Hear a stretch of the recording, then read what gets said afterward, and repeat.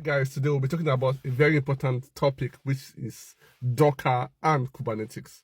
Now, we are in the cloud computing age, whereby cloud security, DevOps, cloud engineering is important. An important component and essential tool being used on a daily basis is what? Docker and Kubernetes. Now, what's the difference between these two components? What's the relation between Docker and Kubernetes? And what are the differences?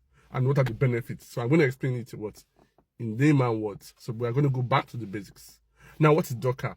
Docker can simply be referred to as like a shipping container, whereby you have a parcel being placed in a shipping container.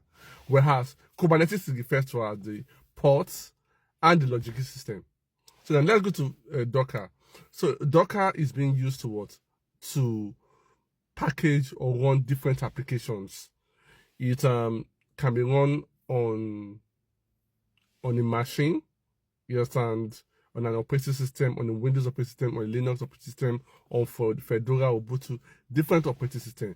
Another important thing that it is lightweight, meaning that it uses the RAM, you understand, and the CPU processes of your laptop. So it's very, very light, and it's very, very good. Now, if you want to run a small app, you can use Docker independently and it goes. A particular example of a Docker is when, for example, when you create a Python web application, a Python applications that runs on version 3.11, that is the Progress SQL as a backend database, and that is what Energy NX.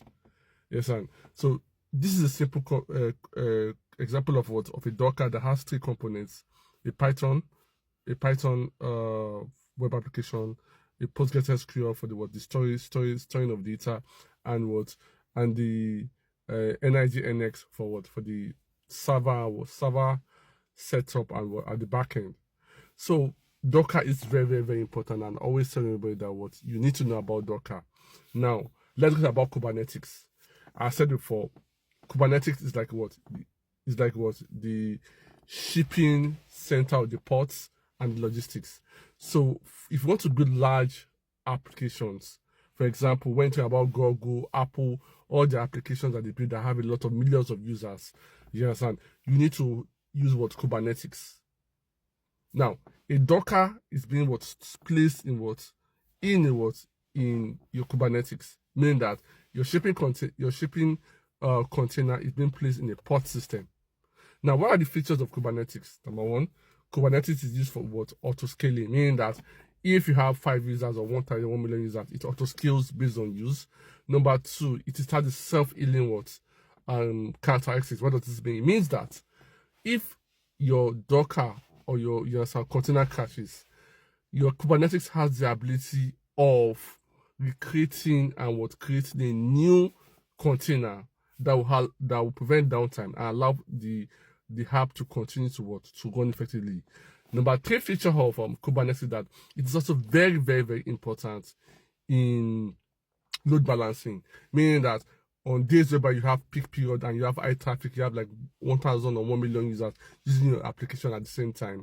For you understand, Kubernetes will save the day. It helps in effective distribution of the traffic. So Docker and Kubernetes are essential tools that you need for cloud computing. Docker is just the shipping container, whereas Kubernetes is the environment. So we'll see you all next.